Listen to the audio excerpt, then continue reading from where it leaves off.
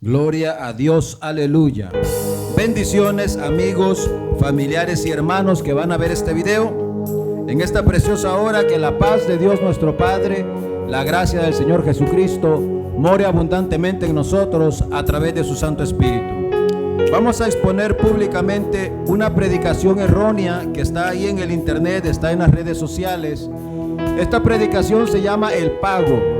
Esta predicación está basada en Mateos capítulo 17, versículo 24. Pero el predicador transversó las escrituras de una manera increíble, creando así una falsa doctrina.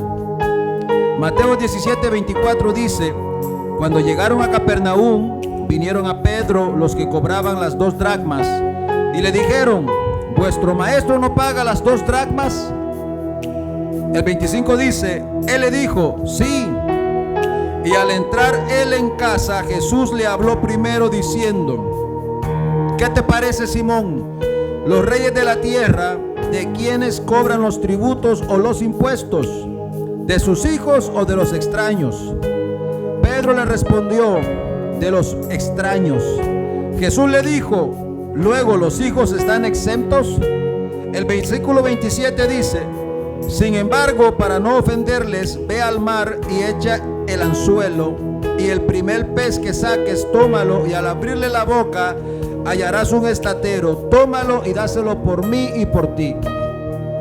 Después de que este predicador lee esta cita bíblica, él habla acerca del pago, de que hay que hacer un pago para entrar a la casa de Dios.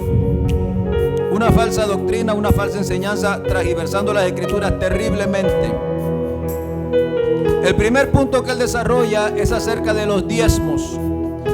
Y él ofende a aquellos predicadores del YouTube llamándoles payasos. Él dice: los diezmos no son de la ley, dice el primer punto que él dice. Los diezmos son de antes de la ley. Y si usted no diezma, es porque usted ha estado viendo payasos en el YouTube. Que Dios tenga misericordia por ofender de payasos a hombres creados a la imagen y semejanza de Dios. Yo sé que en nuestra carne podemos hablar a veces cosas, podemos hablar cosas que nos domina la lengua no se puede dominar. Por eso digo, Dios tenga misericordia de él y Dios tenga misericordia de mí y de todos nosotros. Si en algún momento hemos llamado payasos a otros hombres que fueron creados a la imagen y semejanza de Dios. Ya que en YouTube hay muchos predicadores que enseñan la verdad de los diezmos, ya que él quiere cobrar un diezmo falso. Lo primero que él dice, que los diezmos fueron antes de la ley, porque hay un registro en Génesis capítulo 14 versículo 20, cuando Abraham le dio el 10% del botín a Melquisedec, quien era rey de Salem. Pero este diezmo en Génesis 14 versículo 20 no es el diezmo de la ley. Por eso es que es falso que él diga que el diezmo es antes de la ley, porque el diezmo fue establecido con la ley. El diezmo bíblico está en la ley. Este diezmo que dio Abraham a Melquisedec en Génesis 14 versículo 20 no es el diezmo de la ley, no es el diezmo bíblico, porque es un diezmo que él lo da de un botín, es decir, de un robo, de una adquisición que él hizo cuando él fue y mató, asesinó a aquellos que se habían llevado secuestrado a Lot. Cuando él fue a rescatar a Lot, para poder rescatar a Lot, él tiene que matar, asesinar y quitarle a la fuerza a Lot, a los que se lo llevaron secuestrado. Y una vez que los mata o lo asesina, él toma todos sus bienes junto con los bienes de Lot que también se habían llevado. Y los diezmos que Abraham le da a Melquisedec en Génesis 14:20 no son diezmos que le costó a él plantar, cultivar, procesar, como era en la ley de los diezmos, la cual se encuentra en Deuteronomio 14 del versículo 22 al versículo 29. Estos diezmos en Deuteronomio 14 del versículo 22 al 29 especifica que la ley del diezmo dice que indefectiblemente diezmaríamos el fruto de nuestro campo, de lo que es nuestro, de nuestro vino, de nuestros aceites, y de las primicias de nuestras manadas, no de lo que fuimos a adquirir a espada, no de un botín, no de algo que nosotros no cultivamos, no de algo que nosotros no criamos, no de algo que nosotros no cosechamos, no de unas tierras que nosotros no trabajamos. Por eso es que el diezmo que da Abraham a Melquisedec no es el mismo diezmo de la ley. Por eso no se puede tomar ese ejemplo como para decir el diezmo existía antes de la ley. No, porque Abraham no diezmó por ley. A Abraham nadie le dijo indefectiblemente: Abraham, tú tienes que dar el 10% del botín que fuiste. No, nadie le dijo nada a Abraham. Abraham voluntariamente quiso honrar al rey de Salem, Melquisedec. No hay forma de probar de que el diezmo es antes de la ley. Esto es totalmente falso. Pero sin embargo, este varón ofendió a hombres creados a la imagen y semejanza de Dios al llamarles payasos a aquellos que enseñamos la verdad acerca de los diezmos. Los diezmos comenzaron con la ley en Levíticos, en Números y en Deuteronomio. En Levítico 27:30 dice que deberían de diezmar el pueblo de Israel, los judíos solamente, no los gentiles, todo el diezmo de la tierra y del fruto de la tierra. En Números 18, versículo 26 dice que los levitas, que era a quienes se les daba el diezmo, deberían de dar los diezmos de los diezmos en ofrenda mecida a Dios. Y en Deuteronomio 14, del versículo 22 al 29, especifica de que no se puede diezmar dinero. Es decir, el diezmo de la ley comienza cuando Moisés da instrucciones específicas y órdenes claras acerca de a dónde y a quiénes se le tenía que dar los diezmos. Y los diezmos de la ley de Moisés, los cuales fueron los diezmos bíblicos solamente para el pueblo de Israel, porque Dios era Dios solamente del pueblo de Israel, eran 4. Eran frutos de la tierra, eran los aceites, eran los vinos y eran las primicias de las manadas. Esto se encuentra en la ley del diezmo en Deuteronomios 14, del 22 al 29.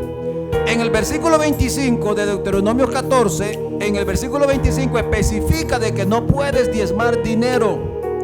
Es decir, si en una congregación nos pidieran el 10% de nuestro dinero, nos están robando en el nombre del Señor. Literalmente, tal y como la Sagrada Escritura lo advirtió, que en los postreros días vendrían lobos rapaces disfrazados de oveja que harían mercadería con nosotros y que nos piden el 10% de nuestro dinero para enriquecerse ellos, para construir templos exuberantes con dinero ajeno, no con el dinero que les cuesta a ellos, sino con el dinero de la fe de los feligreses, y para hacer cuanta cosa se les ocurra. Pero nadie puede diezmar dinero. Número 1, vamos a ponerle una pausa a esto para desarrollar un poquito más este tema del diezmo, ya que el versículo clave que ellos utilizan es Malaquías capítulo 3, el versículo 10. Pero realmente los diezmos empiezan desde el versículo 6 de Malaquías, y yo se lo voy a leer rápidamente para que lo analicemos. Dice Malaquías 3, versículo 6, el pago de los diezmos. Vea usted que en las Sagradas Escrituras siempre aparece los diezmos, no el diezmo, porque el diezmo no es bíblico. Lo que sí eran bíblicos eran los diezmos, los cuales eran 4: frutos de la tierra, los aceites, los vinos y las primicias de la manada. Ninguno de ellos dinero.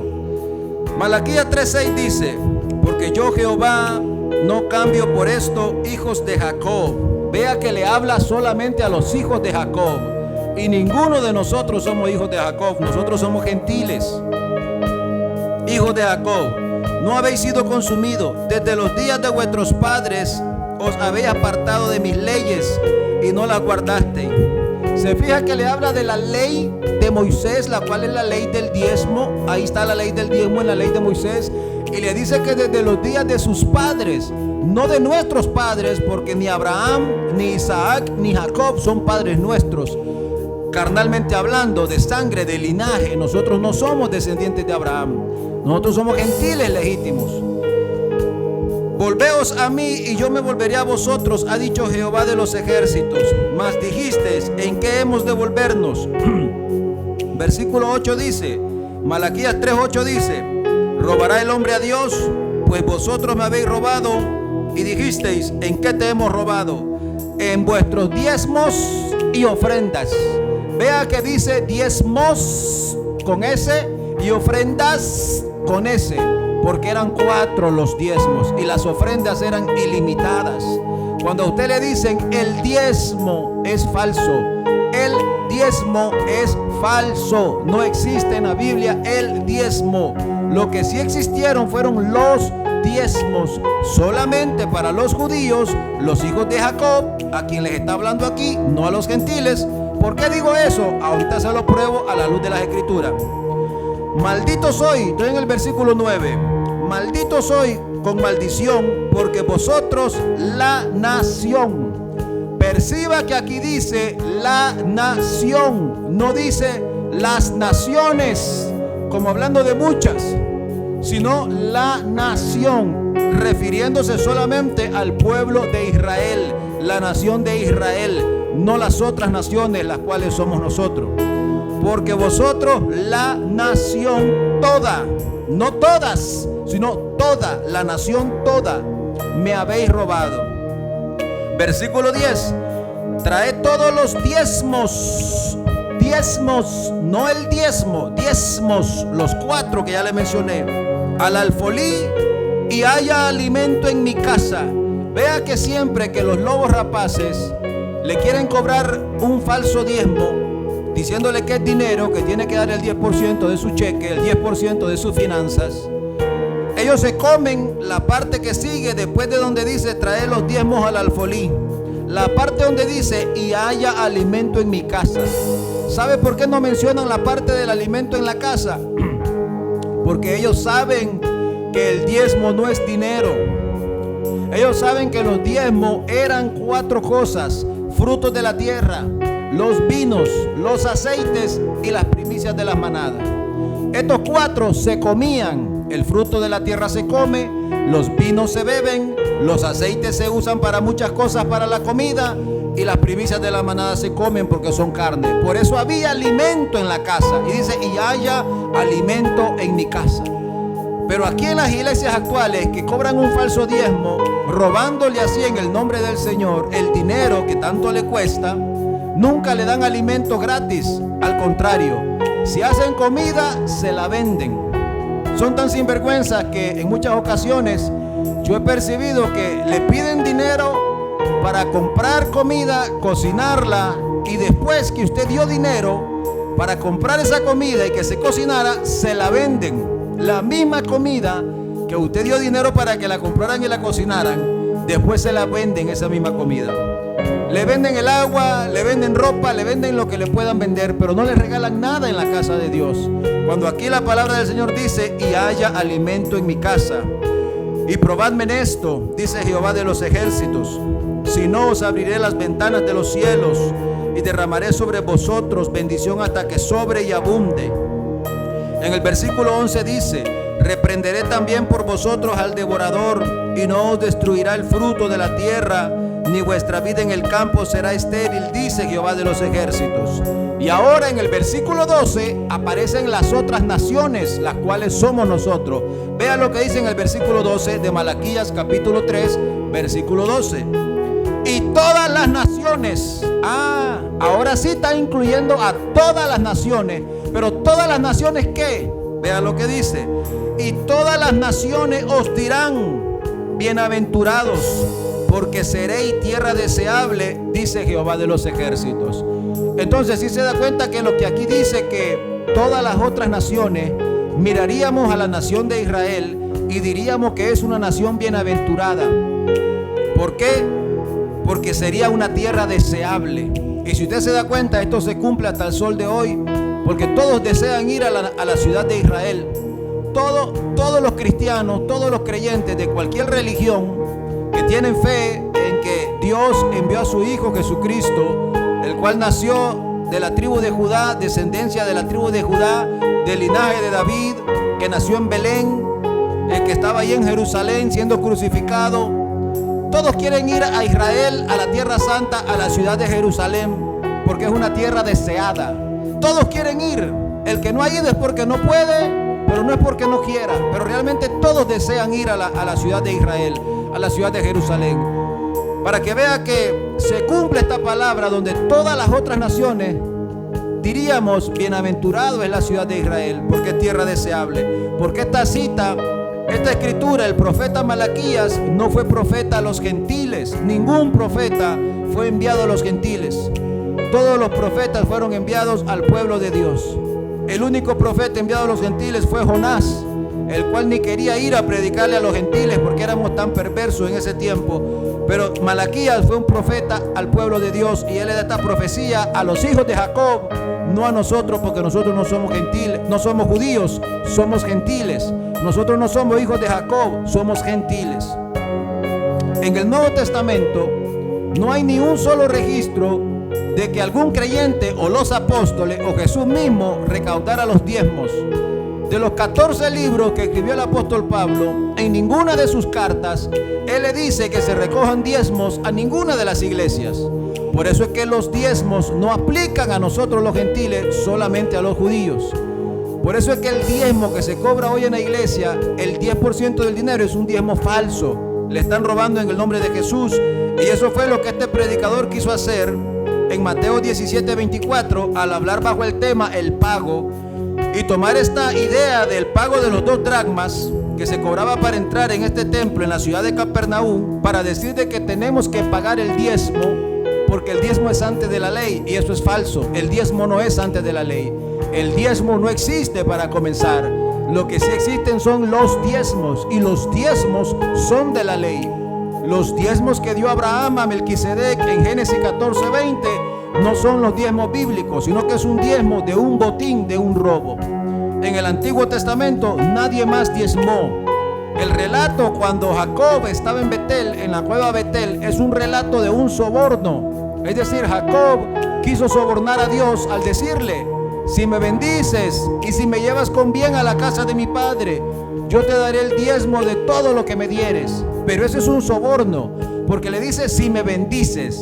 Y los diezmos de la ley no se daban si te bendigo o si no te bendigo. Era una ley que decía: indefectiblemente diezmarás. Si estás bendecido o si no estás bendecido, no importa, tienes que diezmar.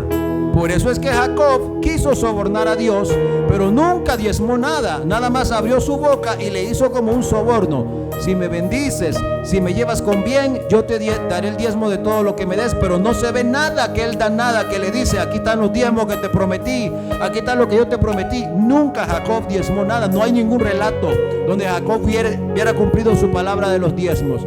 Pero es una promesa que él hace a cambio como de un soborno, como chantajeando a Dios. Por eso es que los diezmos no son antes de la ley. Esto es falso lo que este predicador, este lobo rapaz hizo, queriendo así crear una mentalidad de que tenemos que pagar el diezmo. Supuestamente él continuó diciendo que los diezmos eran dados para que el hombre de Dios viviera como rey. Dice que los diezmos se daban para que el hombre de Dios, supuestamente en este caso los pastores, no tengan que trabajar, no tengan que preocuparse por su familia, sino que la iglesia lo mantenga al pastor y mantenga a los hijos del pastor y mantenga a la familia del pastor. Cosa que es totalmente falsa, ya que Dios le da instrucciones a Moisés diciéndole que los diezmos se le deberían de dar a los levitas, y los pastores no son levitas. Para ser levita tendría que ser de la tribu de Leví, de linaje, de descendencia de un abuelo, de un tatarabuelo o de un papá que era hijo de Leví, de algún descendiente de Leví. Y los pastores de hoy en día no son levitas, son gentiles. Es decir, cuando Dios le da orden a Moisés de que le den los diezmos a los levitas, es porque Dios le había dicho a los levitas que ellos serían los sacerdotes del templo y que no tenían que trabajar por ocuparse de las cosas del templo. Pero a los pastores de hoy en día, Dios no les dice que no tienen que trabajar. Deben de trabajar. Ellos, sus hijos, sus esposas deben de trabajar. No deben de ser mantenidos de la obra, ya que en la mayoría de los casos los pastores nos llaman por teléfono, no visitan, ni siquiera hacen su trabajo pastoral. Ahora, si la congregación quisiera a modo voluntario darle un salario al pastor, está bien, no está mal, porque los que sirven del altar, dice el apóstol Pablo más adelante, que coman y vivan del altar. Pero esto generaliza a todos, es decir, los músicos, los sugieres, todos los que participan del altar, los que dirigen, los que leen la lectura bíblica, los que recogen las ofrendas, los diáconos, todos los que predican de vez en cuando, los que tocan la batería, el que toca la guitarra, el que toca el piano, el que toca el bajo, todos los que participan del altar deberían de darle un salario, deberían de darle una ofrenda. Es decir, si se le va a dar un salario al pastor porque él participa del altar, se le debería dar un salario a los músicos, se le debería dar un salario a los ujieres y a todos aquellos que predican y participan del altar. Pero ese salario debería ser voluntario. No es que es una ley, no hay ley de darle un salario a nadie. Esto es si la congregación quisiera voluntariamente darle una ley. Ya que vemos que el apóstol Pablo, que es quien dice esto, un apóstol, no un pastor, que no llama, no visita, no busca las almas, no evangeliza, no va a las cárceles, no va a los hospitales, no visita a los presos, no ayuda a la viuda, no ayuda a los desamparados, no hace nada más que subirse los 30 minutos a predicar un mensaje y fuera de contexto, la mayoría de las ocasiones un mensaje hasta antibíblico. Pero supongamos el apóstol Pablo, que era un apóstol, que hacía milagros, que predicaba la palabra de verdad con poder y unción, que visitaba a los presos, visitaba a las viudas, plantaba iglesias, era misionero, evangelizaba en las calles, sanaba enfermos, hacía muchas cosas. Él dice, pero yo no he ejercido mi derecho de apóstol para no serle carga al evangelio.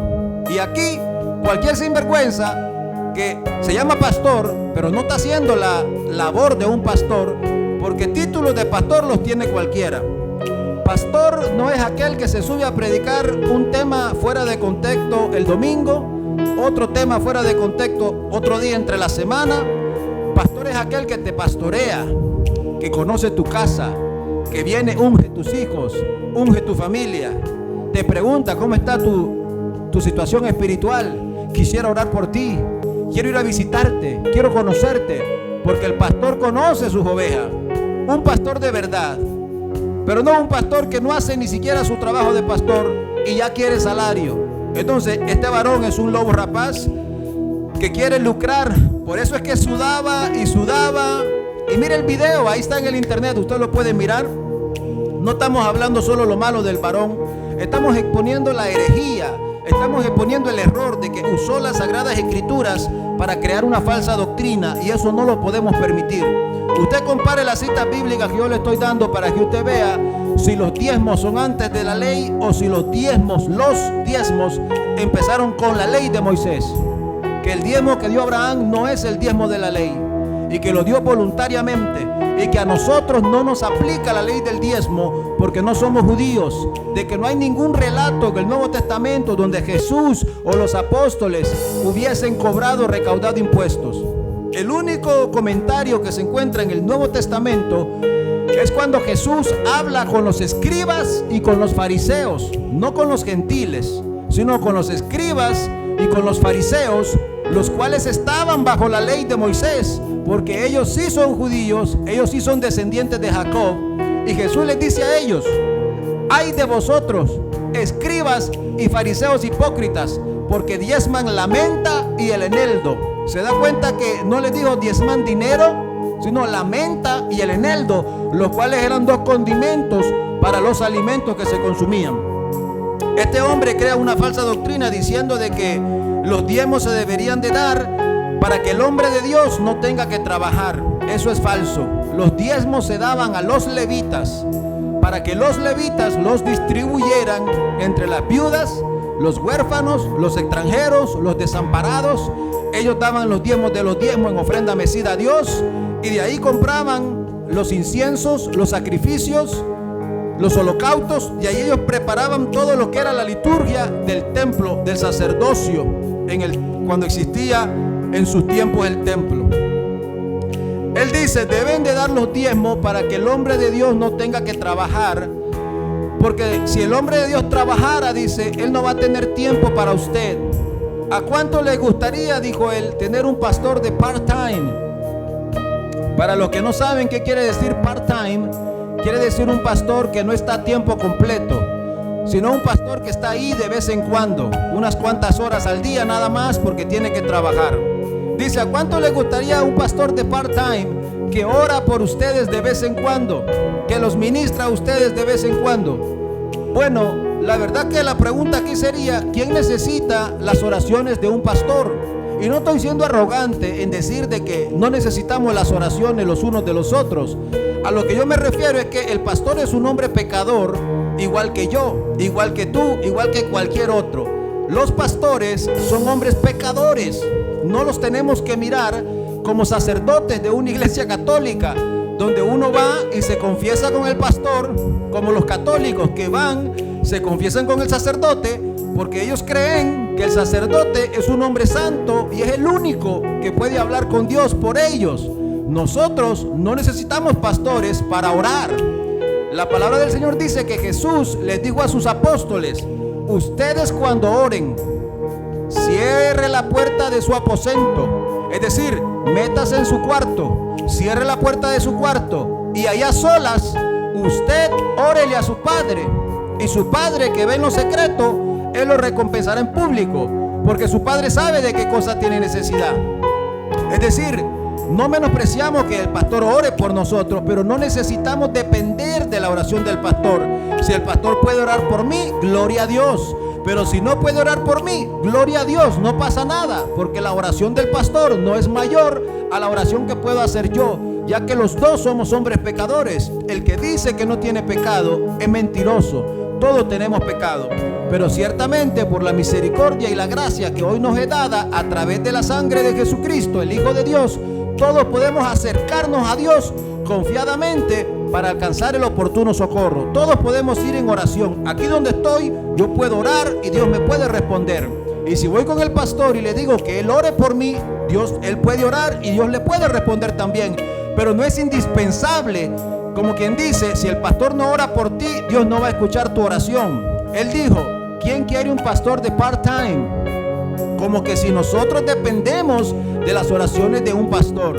Entonces esto es mentalidad psicológica para crear una mentalidad donde tienes que dar un diezmo falso, donde tienes que pagar un tributo y un impuesto falso, supuestamente para tener al pastor y a su familia y a sus hijos bien, para que ellos no trabajen, ellos se dediquen solamente a la obra. Pero esto no es un mandamiento, esto no debería de ser así. Cada uno debe de trabajar.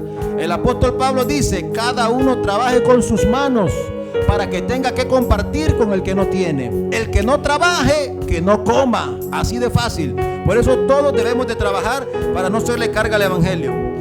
Luego él siguió diciendo, en esta prédica llamada El Pago, yo le saqué 4 páginas de errores a esta prédica, de errores doctrinales terribles.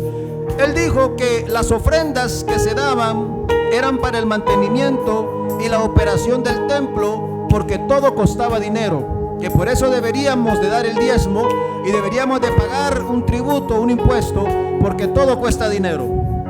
Esto es cierto. Nosotros damos dinero cada vez que vamos a congregarnos en algún lugar, damos dinero. Y ese dinero él dijo que era para el mantenimiento y la operación del templo. Entonces, ¿por qué si damos dinero cada vez que vamos al templo, por qué tenemos que ir a cortar el monte gratis?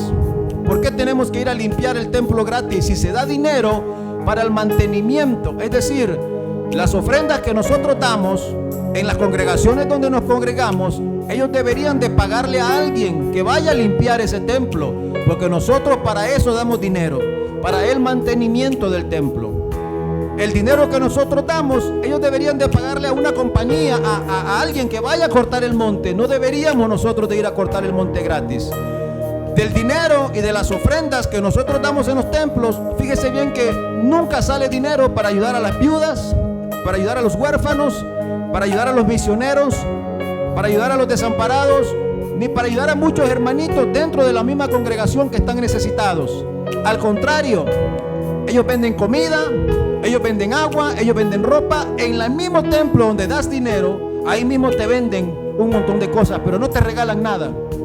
Incluso cuando hay convivencia, cuando vamos a tener un convivio, ellos dicen algo en inglés como si nosotros no habláramos español, aunque la mayoría de congregaciones aquí en Estados Unidos son hispanas, donde nosotros nos congregamos en español. No nos congregamos con blancos, ni con morenos, ni con asiáticos, ni con árabes. Cada quien va a una iglesia hispana donde se siente en su idioma mucho que mejor.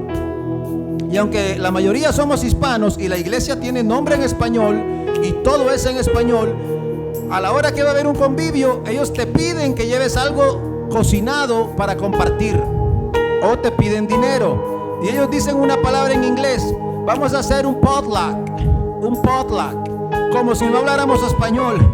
O sea, un potluck, para los que no saben qué es un potluck, es una convivencia donde tú llevas algo cocinado para compartir con los demás. Y si tú no puedes cocinar algo, debes dar dinero, pero debes dar algo. Es decir, ni para estos convivios sacan del dinero, de las ofrendas que nosotros damos. No hay ningún gasto visible que se mire que se está usando el dinero, como dijo este varón. Dijo que las ofrendas eran para el mantenimiento y la operación del templo. ¿Por qué siempre piden que llevemos comida? ¿Por qué siempre piden que demos dinero? Y al final te van a pedir que vayas a limpiar la iglesia gratis, que vayas a cortar el monte gratis, o que lleves comida para compartir. Si estás dando dinero, ¿a dónde se ve el dinero? ¿Por qué no dan cuenta de las finanzas? ¿Por qué las finanzas de las iglesias no son públicas? ¿Qué es lo que ocultan? Que no le dejan saber a la congregación cuánto dinero hay. Así claramente, hermanos, este mes entraron tantos miles de dólares en solo este mes. Y los gastos que tuvimos fueron tantos miles de dólares en este mes. Y que dieran mensualmente un reporte de la finanza. ¿Qué ocultan?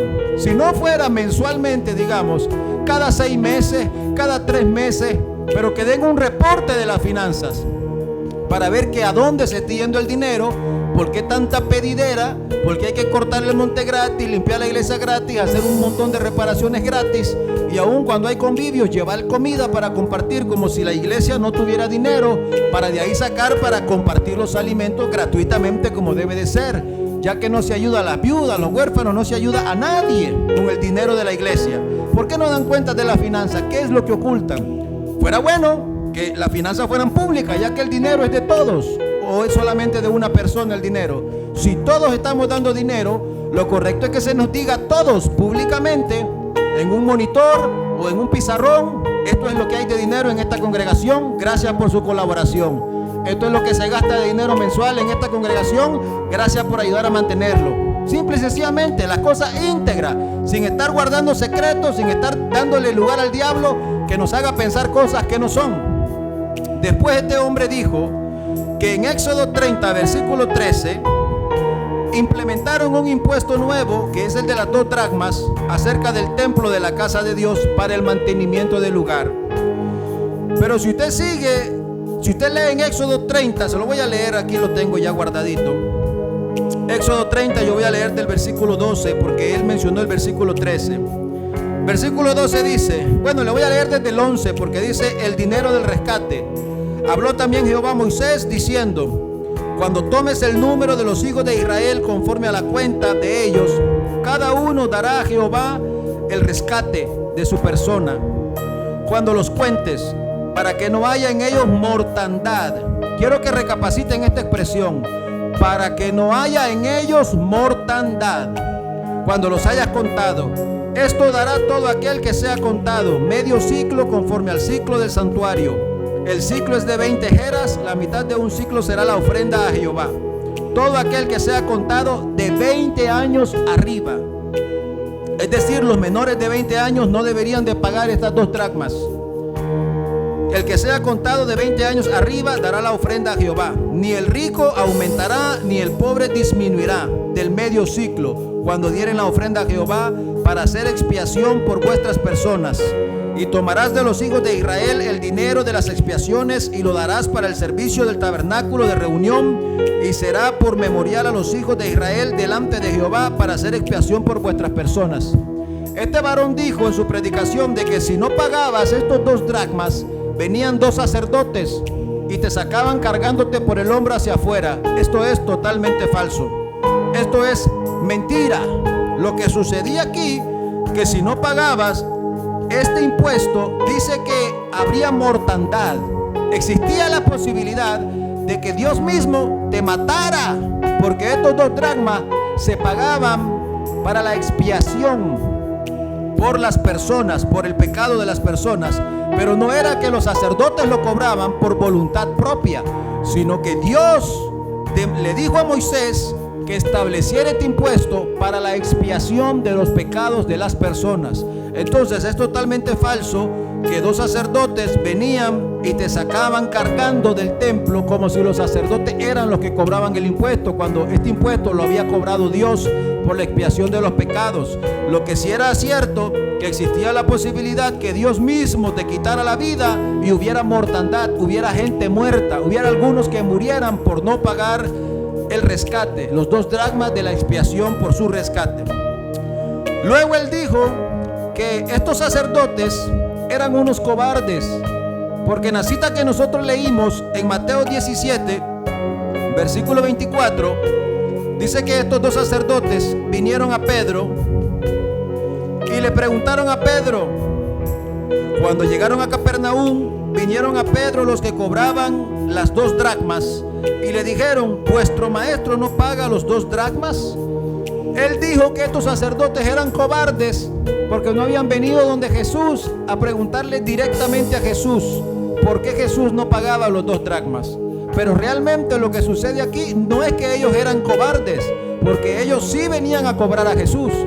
Lo que pasa es que ellos se encuentran con Pedro y Jesús no está presente con Pedro en el momento que ellos le preguntan. Pero si Jesús hubiese estado presente, ellos le preguntaban a Jesús directamente, ya que en muchas ocasiones tanto los fariseos como los saduceos y muchos otros más venían directamente donde Jesús a hacerles preguntas solamente para tentarlo, solamente para sorprenderlo.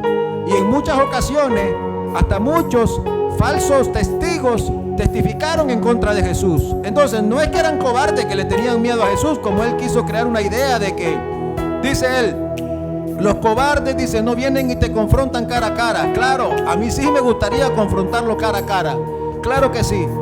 No es cobardía el exponerlo públicamente en las redes sociales. Me daría mucho gusto que un día nos sentáramos él y yo a comparar este mensaje y ver cómo lo sacó de contexto y en su cara decirle que es un hereje. Claro que sí me daría gusto. Pero en esta ocasión no es que ellos fueron cobardes, sino que lo que pasó, que Pedro es el que está ahí y no está Jesús. Pedro está fuera de la casa. Vean el versículo 25 que dice: Pedro le respondió y le dijo: sí. Y al entrar él en la casa, Jesús le habló primero. ¿Se da cuenta que Jesús no estaba presente con Pedro? No es que los sacerdotes eran cobardes, sino que ellos se quedaron afuera esperando a ver qué iba a decir Jesús. Cuando Pedro le dice sí, sí lo pagará, él se mete adentro de la casa. Pero antes de que Pedro le diga a Jesús, allá afuera están 2 sacerdotes o 3 o 4, los que hayan sido, diciendo si no vas a pagar las 2 dracmas. Antes de que Pedro le dijera, Jesús le hace una pregunta a Pedro y le dice, y dijo, y al entrar en casa Jesús le habló primero diciendo: ¿qué te parece, Simón? Los reyes de la tierra, ¿de quienes cobran los tributos o los impuestos? ¿De sus hijos o de los extraños? Vemos que Jesús ya sabía que estaban afuera y le sigue diciendo. Pedro le respondió: de los extraños. Jesús le dijo: luego los hijos están exentos. Sin embargo, para no ofenderles, ve al mar y echa el anzuelo, y el primer pez que saques, tómalo, y al abrirle la boca hallarás un estatero. Tómalo y dáselo por mí y por ti. Jesús inmediatamente manda a Pedro a que pague. Pero ¿por qué Jesús le hace la pregunta de que si los reyes de la tierra cobran los impuestos o los tributos de sus hijos o de los extraños? Porque luego él dijo que Jesús no debería de haber pagado esos 2 dracmas porque Jesús era el Dios del templo, cosa que es falso. Jesús no es el Dios de ese templo. Jesús es el Hijo del Dios del templo, porque Jesús es el Hijo de Dios.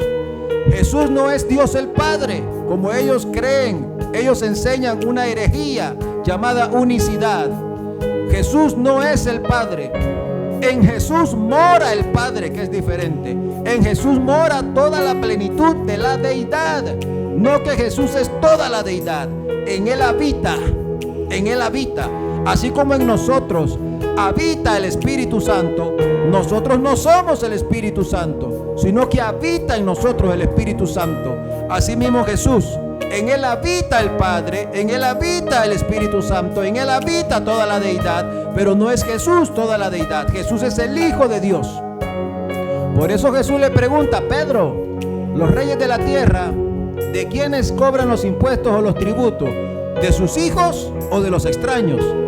Porque Pedro sabía que Jesús era el Hijo de Dios, ya que Pedro fue el que tuvo la revelación en Mateo 16, versículo 16, un capítulo antes, unos versículos anteriores, cuando Jesús le preguntó a todos sus discípulos: ¿quién dicen vosotros que soy yo? Pedro le respondió: algunos dicen que tú eres Elías, otros que eres un profeta. Pero ¿quién dicen ustedes que soy yo?, dice Jesús. Y Pedro le responde: tú eres el Cristo, el Hijo del Dios viviente. Y Jesús le dice: bienaventurado eres Simón, hijo de Jonás, porque no te lo reveló carne ni sangre, sino mi Padre que está en los cielos. Pedro sabía que Jesús era el Hijo de Dios. Por eso Jesús le dice a Pedro: los reyes de la tierra, ¿de quiénes cobran los impuestos o los tributos? ¿De sus hijos o de los extraños? Dando a entender: yo no debería de pagar los 2 dracmas porque soy el hijo del Dios del templo. ¿Se fija que eso es lo que la Biblia dice? No dice que Jesús dijo: yo no debería de pagar porque soy el Dios del templo. Jesús no dijo eso. Jesús dijo: yo no debería de pagar porque soy el hijo del Dios del templo, que es diferente. Pero para que no se ofendan, ve, saca el pez y dale la estatera y paga el tuyo y el mío.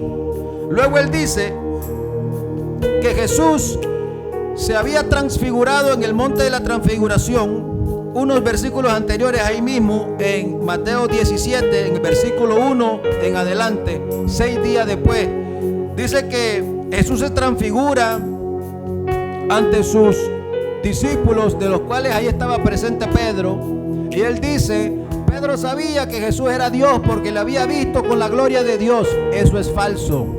Se comió, se tragó, ni siquiera saboreó, se lo echó así, se lo pasó, donde había una nube de luz y una voz de la nube que decía: este es mi Hijo amado. Esa parte ellos no lo quieren decir porque son herejes que quieren negar que Jesús es el Hijo de Dios y que Jesús tiene un Padre, el cual es Dios sobre todas las cosas. En el monte de la transfiguración, cuando Jesús se transfigura, aparece Elías y aparece Moisés a la par de Jesús. Se lo voy a leer porque aquí lo tengo. Dice: 6 días después Jesús tomó a Pedro, a Jacobo y a Juan su hermano y los llevó aparte a un monte alto y se transfiguró delante de ellos y resplandeció su rostro como el sol y sus vestidos se hicieron blancos como la luz. Y he aquí le aparecieron Moisés y Elías hablando con él. Entonces Pedro dijo a Jesús: Señor, bueno es que nosotros que estamos aquí, si quieres, hagamos aquí 3 enramadas, una para ti, otra para Moisés y otra para Elías. Mientras él aún hablaba, una nube de luz los cubrió, y he aquí una voz desde la nube que decía: este es mi Hijo amado, en quien tengo complacencia, a él oíd. Se fija que ahí habló Dios Padre, el Padre de Jesús, diciéndole que ese transfigurado, ese ser que estaba con el rostro como de sol transfigurado, es el Hijo de Dios. Entonces dice este falso profeta, este falso maestro, este lobo rapaz, dice: y ellos miraron que Jesús se transfiguró y vieron la gloria de Dios en Jesús. No vieron la gloria de Dios en Jesús. Lo que vieron fue al Hijo de Dios en su gloria, que es diferente. Eso es lo que dice Juan capítulo 1, el versículo 12. Vamos a darle desde el versículo 11. Dice el versículo 14: y aquel verbo fue hecho carne, hablando de Jesús, que Jesús es el verbo de Dios. Y estoy en Juan 1:14. Y aquel verbo fue hecho carne y habitó entre nosotros y vimos su gloria. ¿Y qué dice? Gloria como del unigénito del Padre. ¿Se da cuenta que ellos vieron la gloria del unigénito del Padre? No que vieron la gloria de Dios en Jesús, que vieron la gloria del Hijo de Dios, del unigénito del Padre. Entonces no es correcto lo que este varón está diciendo de que Jesús era el Dios del templo, porque ellos dicen que Jesús es el Padre, Jesús es el Espíritu y hacen un chorizo. La unicidad no tiene cabida. La unicidad es una herejía. No hay ningún versículo que diga que el Padre de Jesús dejó de existir. No hay ningún versículo que diga que el Espíritu Santo dejó de existir. Hay un Padre, hay un Hijo y hay un Espíritu Santo. Jesús lo dice en San Juan 17. Le voy a leer San Juan 17, versículo 20. Cuando Jesús está obrando, Él dijo también que no hay un Padre, dice este hombre. Así abría la bocota de grande diciendo: no hay Padre, no hay nadie que está al lado de nadie, nadie está a la par de nadie. Le voy a decir lo que dicen las Sagradas Escrituras. Este hombre es un hereje. Dice San Juan 17, versículo 20: mas no ruego solamente por ellos, sino también por los que han de creer por mí, por la palabra de ellos, para que todos sean uno, como tú, oh Padre, en mí y yo en ti, que también ellos sean uno como nosotros, que el mundo crea que tú me enviaste. La gloria que me diste yo les he dado, para que sean uno, así como nosotros somos uno. En el versículo 13 dice así, Juan 17, 13: pero ahora voy a ti y hablo esto en el mundo, para que tengan mi gozo cumplido en sí mismo. Yo les he dado tu palabra y el mundo los aborreció, porque no son del mundo, como tampoco yo soy del mundo. No ruego que los quites del mundo, sino que los guardes del mundo, sino que los guardes del mal. No son del mundo, como tampoco yo soy del mundo. Santifícalos en tu verdad, tu palabra es verdad. En el versículo 5 de San Juan 17, versículo 5, dice así el Señor Jesús. San Juan 17, 5: ahora pues, Padre, glorifícame tú al lado tuyo, con aquella gloria que tuve contigo antes que el mundo fuese. ¿Cómo es que no hay nadie al lado de nadie? ¿Cómo es que no hay un Padre, no hay un Hijo y no hay un Espíritu Santo? Sí, San Juan 17, 5 dice: ahora pues, Padre, glorifícame tú al lado tuyo,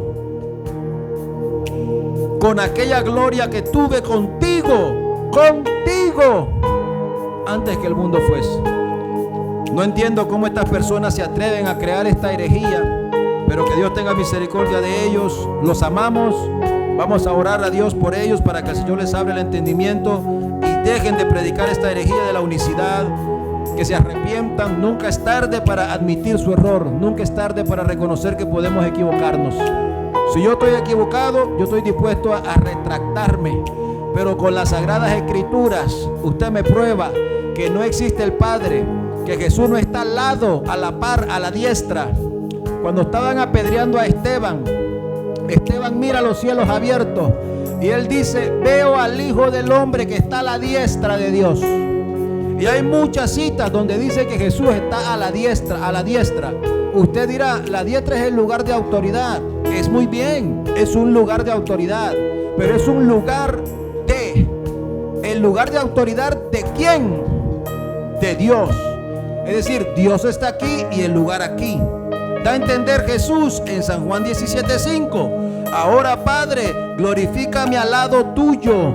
Al lado tuyo es al lado, a la diestra, al lado derecho. La diestra también significa derecha. Por eso cuando Pablo y Bernabé se despiden de Pedro, Juan y Jacobo, dice que ellos, que eran columna de las iglesias, le dieron la diestra en señal de compañerismo. Entonces no nos podemos encerrar en una burbuja y creerle a este lobo rapaz que no hay un Padre, no hay un Hijo y no hay un Espíritu Santo. No estoy hablando de tres dioses, eso es antibíblico. No es que hay un Dios Padre, un Dios Hijo y un Dios Espíritu Santo. Eso es falso. Lo que la Biblia enseña es que hay un Dios que tiene un Hijo y que tiene un Espíritu. Jesús es el Hijo de Dios. El Espíritu Santo es el Espíritu de Dios. Pero Dios es el Padre. Eso es lo que los apóstoles también dicen en Romanos. Gloria a Dios, aleluya. Sigamos leyendo. Luego él dijo: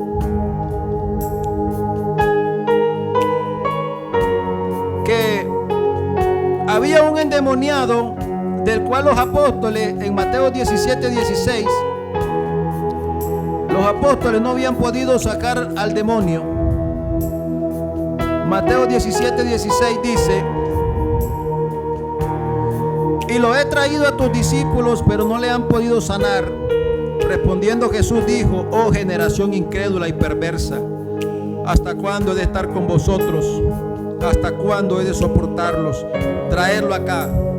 Y reprendió Jesús al demonio, el cual salió del muchacho, y éste quedó sano desde aquella hora.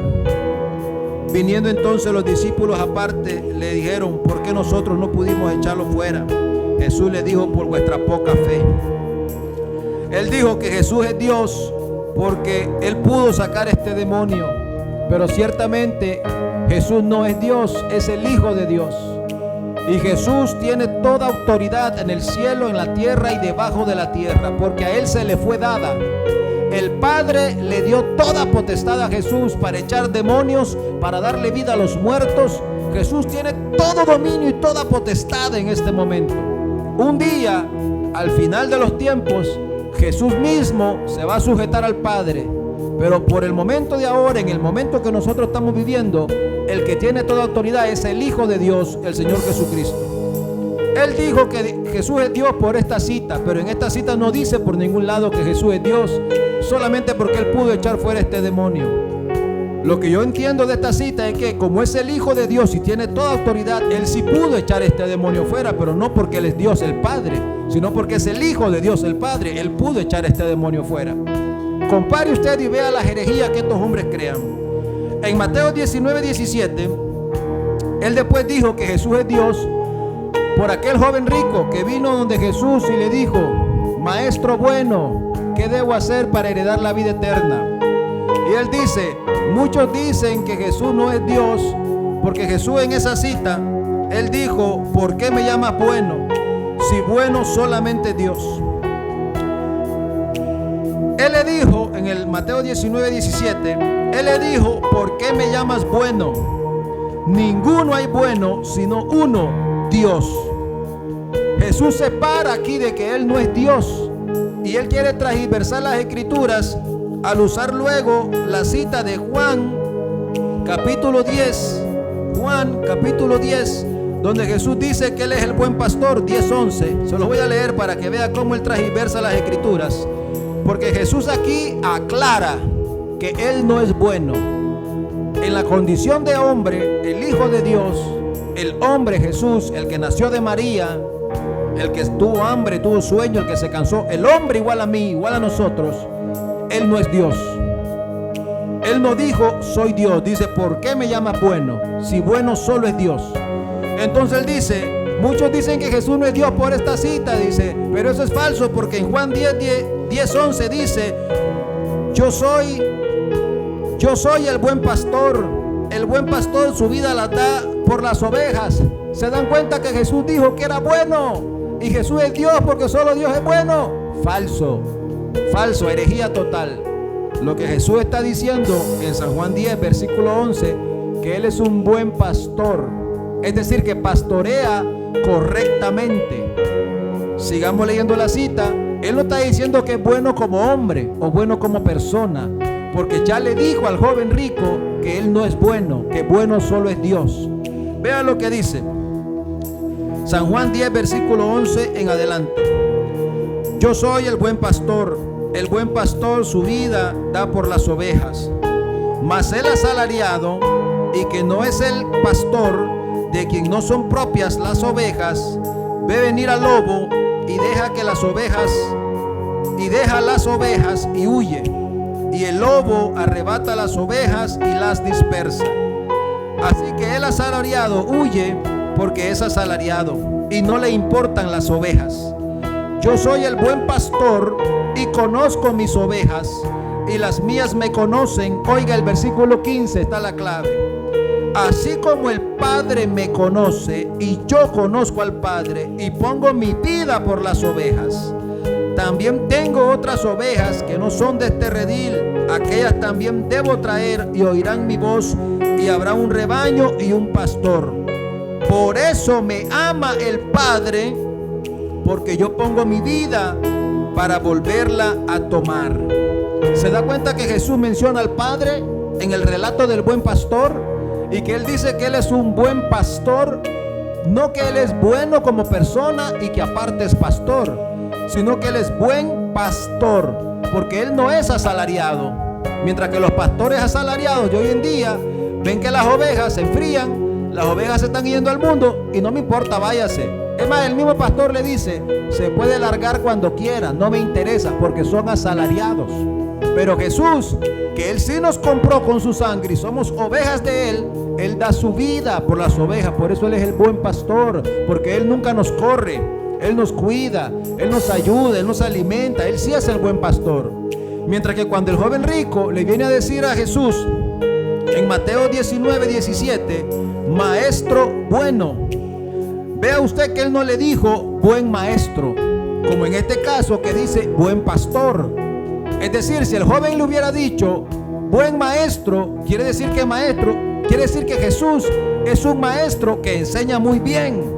Y si el joven rico le ha dicho buen maestro, Jesús se hubiera quedado callado, porque ciertamente Jesús sí es un buen maestro, así como es un buen pastor. Pero el joven rico no le dijo eso, sino que le dijo maestro y aparte le dice bueno.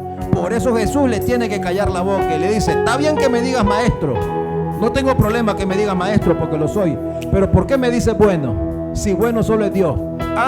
Se fija que el hombre transversó las Sagradas Escrituras para crear una falsa herejía diciendo que Jesús es el Padre, y Jesús no es el Padre. Jesús es el Hijo de Dios. El Padre mora dentro de Jesús, pero Jesús no es el Padre.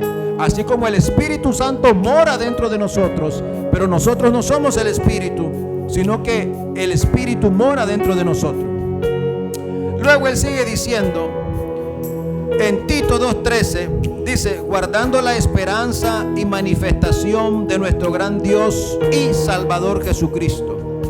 En esta expresión de Tito 2:13 nos estamos dando cuenta que el escritor se da cuenta que Dios se manifiesta a través de Jesús, pero no que Jesús es Dios. Es decir, gran Dios y Salvador. Dios está dentro de Jesús, pero ahí está. Así como el Espíritu Santo está dentro de nosotros, ahí está. Pero nosotros no somos el Espíritu Santo. En este caso, cuando el Salvador Jesucristo venga, Dios el Padre viene dentro de Jesús, pero no es que Jesús es Dios el Padre. Se fija que no se interpretan las Sagradas Escrituras erróneamente como lo hizo este lobo rapaz. En Primera de Pedro 1:7 dice que nuestra fe sea hallada en gloria y honra cuando sea manifestado nuestro Señor Jesucristo. En Juan 20:28 Él dice, se da cuenta que Jesús es Dios, porque Tomás le dijo, mi Señor, le dijo, Señor mío y Dios mío. La razón por la cual Tomás le dice Señor mío y Dios mío es porque aquí Jesús ya está resucitado. Así como en Tito 2:13 dice la manifestación de nuestro gran Dios y Salvador. Eso no ha pasado todavía. Estamos esperando que el Señor Jesús y nuestro gran Dios se manifieste, porque cuando Jesús venga, dentro de Jesús ahí viene el Padre. Igual aquí, cuando Tomás le dice a Jesús, después de que le dice a Jesús, mete tu mano, mete tu dedo, entonces Tomás le dice, Señor mío y Dios mío. ¿Por qué? Porque ya Jesús está resucitado, ya Jesús está glorificado. Acuérdese que cuando Jesús resucitó y María y Marta fueron al sepulcro, María lo quería tocar a Jesús, lo quería abrazar, y Jesús le dijo, no me toques, porque todavía no he subido al Padre. Aquí con Tomás, Jesús ya subió al Padre, ya regresó, y vemos que Él puede traspasar la puerta, entrar donde están los apóstoles sin que le abran la puerta. Vemos que Él la traspasa porque ya está glorificado y ya Él le puede tocar. Le dice, mete tu mano, mientras que a María le dijo, no me toques porque no he subido. Pero a Tomás le dice, tócame, meta su mano, meta su dedo, porque ya subió y ya regresó. Y ahora Dios el Padre está ahí dentro de Jesús, porque en mí habita, dijo Jesús en Juan 14. Él dice, el Padre que mora en mí. Dentro de Jesús está Dios el Padre. Por eso es que Tomás le pudo decir, Señor mío y Dios mío, porque dentro de él estaba el Padre. Entonces Tomás le dice, Señor mío, porque está Jesús. Y luego dice, Dios mío, porque se da cuenta que dentro de Jesús está el Padre. Así que no creamos a todo lo que los herejes dicen para crear esta falsa doctrina de la unicidad. Realmente no existe un versículo que diga que Jesús es el Padre. No existe. No, yo le regalo la cantidad de dinero que usted quiera. Si usted me prueba con la Biblia un versículo donde diga Jesús, yo soy el Padre. Que Jesús diga, yo soy el Padre. No hay. Dice, yo y el Padre uno somos. Que eso es diferente. Así como mi esposa y yo, que somos uno. Según Dios, el marido y la mujer ya no son dos, son uno. Pero yo sigo viendo a dos. Cuando vamos a comer me cobran por dos. Dos personas. Pero somos uno para Dios. Así como la iglesia de Jesucristo es una. Pero yo veo iglesias por todos lados. Pero es una. Así mismo es esto de la deidad. Hay un Padre, hay un Hijo y hay un Espíritu Santo. Jesús dijo, yo y el Padre somos uno. Pero nunca dijo, yo soy el Padre. Cuando le dijo a Felipe, tanto tiempo que estoy conmigo y no me has conocido, el que me ve a mí, ve al Padre. Él lo dice porque Él es la imagen. Al Padre no se puede ver. Dice la Biblia que a Dios nadie le ha visto. El unigénito, el Hijo, Él es el único que le ha visto y le ha dado a conocer. Y también en Colosenses dice que Él es la imagen del Dios invisible. A Dios Padre no se puede ver. Si queremos ver a Dios Padre, vamos a ver a Jesús, que Él es la imagen de Dios Padre. Pero Dios Padre está metido dentro de Jesús, porque en Él habita corporalmente toda la plenitud de la deidad.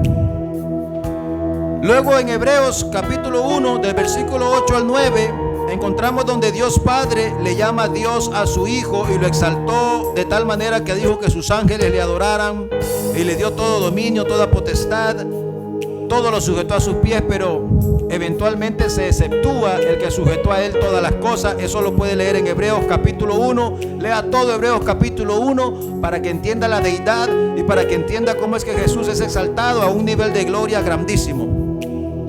Luego él dijo que Jesús significa Dios salva.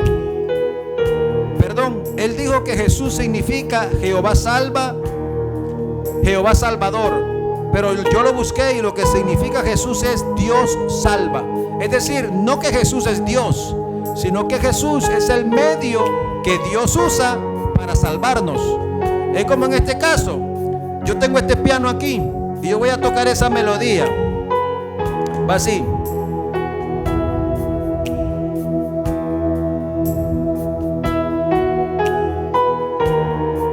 Yo estoy haciendo la melodía, pero uso el piano para hacer la melodía.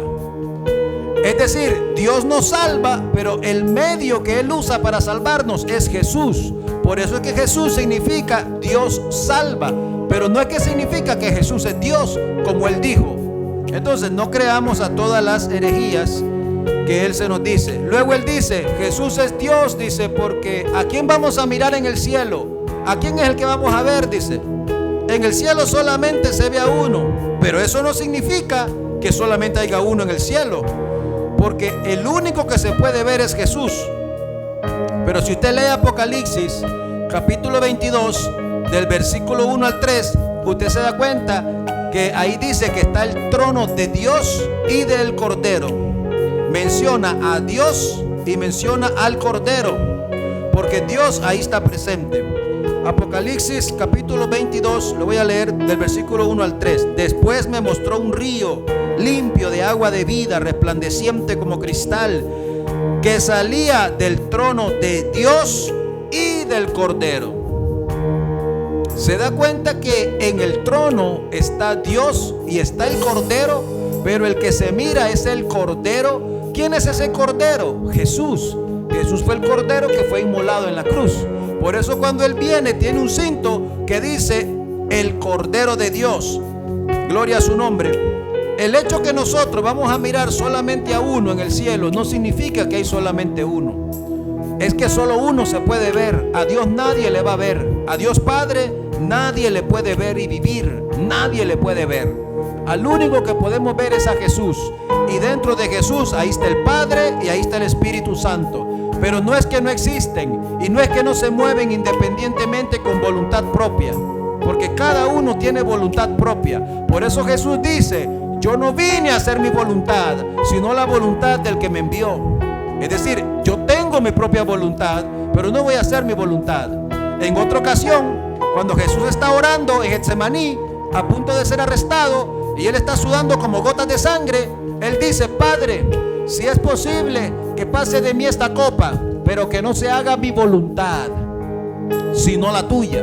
Ahí nos damos cuenta que Jesús tiene su propia voluntad, pero que no quiere hacerla de Él, sino que Él quiere hacerla del Padre. La palabra del Señor dice: porque de tal manera amó Dios al mundo, que dio a su Hijo para salvarnos, para que todo aquel que en Él cree no se pierda, mas tenga vida eterna. San Juan 3:16. Pero el versículo 17 dice: porque Dios no envió a su Hijo para condenar al mundo, sino para que el mundo sea salvo por Él. Y el versículo 18 dice: el que cree en el Hijo no es condenado, pero el que no cree ya ha sido condenado, porque no ha creído en el nombre del unigénito Hijo de Dios. Nos damos cuenta de que el que nos amó fue Dios. No que nos amó Jesús, no que nos amó el Hijo, nos amó Dios el Padre y envió a su Hijo. Pero el Hijo ama tanto al Padre que Él quiso hacer la voluntad del Padre. Y como el Padre nos amó, el Hijo entendió que Él debía amarnos. Él debía amarnos con el amor del Padre. Por eso cada vez que la voz del Padre hablaba y decía: este es mi Hijo amado, en el cual tengo complacencia. Porque el Hijo entendió que el deseo del Padre era amarnos y salvarnos. Por eso Él dice: Padre, de los que me diste no se perderá ninguno, solamente Judas, el hijo de perdición. Padre, te ruego por los que me has dado, porque así como tú los amaste, yo los he amado. Eso está en Juan 17. Juan 17 lo puede leer. Lea todo el capítulo 17 del libro de San Juan. Entonces nos damos cuenta de que al único que vamos a ver es al Señor Jesús, al hombre, al que tiene cuerpo como este, con una herida en su costado y con heridas en sus manos, al cuerpo glorificado de Jesucristo resucitado, porque a Dios es invisible, no se le puede ver, y Jesús es la imagen de Él. Luego dijo que Jesús era Dios, porque en Jesús fueron creadas todas las cosas, en Colosenses 1:15 al 19. Y luego en Romanos 11:36 habla del Padre, que en Él habita toda la plenitud de la deidad. Es decir, Dios, el Padre de Jesús, utilizó a Jesús para crear todas las cosas. Dice que todas las cosas fueron creadas por Él y para Él. El Padre así lo quiso. El Padre quiso que su Hijo, el Verbo, en el principio era el Verbo, y el Verbo era con Dios. Es decir, el Verbo estaba con Dios. Y el Verbo era Dios. Es decir, el Verbo estaba en el principio con Dios. Estoy en Juan 1:1 y 2. Se la voy a leer. Gloria a Dios. Juan 1:1 y 2. Se lo voy a leer. Dice: en el principio era el Verbo, y el Verbo era con Dios. Es decir, el Verbo estaba con Dios. Y el Verbo era Dios. Es decir, y el Verbo era Dios. El versículo 2 dice: hablando del Verbo, era en el principio con Dios. Es decir, el Verbo, Jesús, en el principio estaba con Dios. Y en Juan, primera de Juan 1:1 dice: lo que era desde el principio, lo que hemos oído, lo que hemos visto con nuestros ojos, lo que hemos contemplado y palparon nuestras manos tocante al verbo de vida. Y la vida fue manifestada y la hemos visto y testificamos y nos anunciamos la vida eterna, la cual estaba con el Padre. Hablando de Juan, en el principio era el verbo y el verbo estaba con Dios y el verbo era Dios. El verbo estaba en el principio con Dios. Primera de Juan 1:1, la cual estaba con el Padre y se nos manifestó y lo hemos visto y lo hemos oído y los anunciamos para que vosotros tengáis comunión con nosotros, y vuestra comunión es verdaderamente con el Padre y con su Hijo Jesucristo. ¿Se da cuenta que en Jesucristo está la vida, la cual Él estaba en el principio con el Padre? No que Jesús es el Padre, como estos herejes dicen. Que Dios tenga misericordia de ellos. Nosotros solamente nos basamos en lo que la palabra dice. No pretendemos ni contender ni perder tiempo, gloria a Dios, aleluya, tratando de entender una herejía. Simplemente la desechamos en el nombre de Jesús y nos apegamos a lo que la palabra dice. Luego Él dijo que Hijo del Hombre significa cuerpo de Dios. Eso es totalmente falso. Usted lo puede buscar, pregúntele ahí qué significa Hijo del Hombre. Y lo que significa Hijo del Hombre es el representante de la humanidad que hace actividades divinas. Hijo del Hombre no significa cuerpo de Dios, como Él dijo. Eso es falso. Hijo del Hombre significa el representante de la humanidad que hace actividades divinas.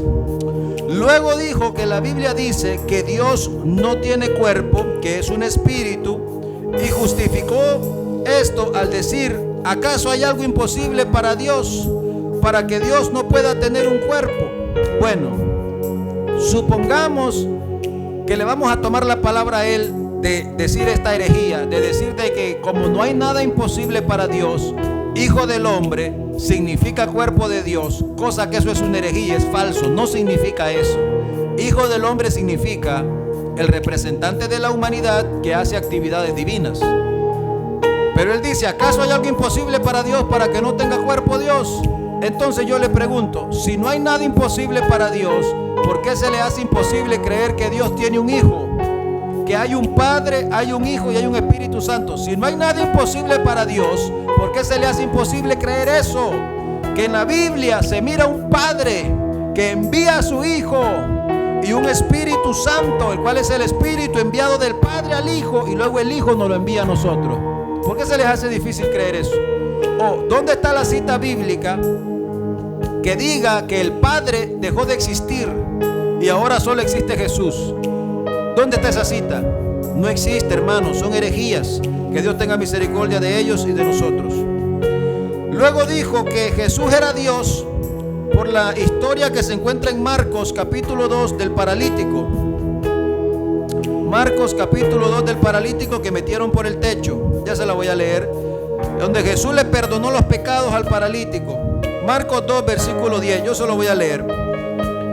Marcos 2:10, dijo él, Jesús es Dios, porque los fariseos y los religiosos dijeron, solo Dios puede perdonar pecados.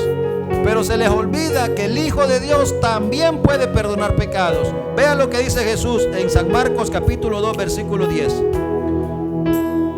Pues para que sepáis que el Hijo del Hombre tiene potestad en la tierra para perdonar pecados. Es decir, ellos sabían que Dios era el único que podía perdonar pecados, porque Jesús no había aparecido, Jesús no había nacido. Pero cuando Jesús nace y Jesús empieza su ministerio, el Padre de Jesús le dio a Jesús toda autoridad, le dio todo dominio, le dio toda potestad en la tierra. Jesús les dice, pues para que sepáis. Es decir, ustedes no sabían que yo soy hijo de Dios y que yo como hijo de Dios puedo perdonar pecados. Pero para que ustedes ahora sepan que el Hijo del Hombre tiene potestad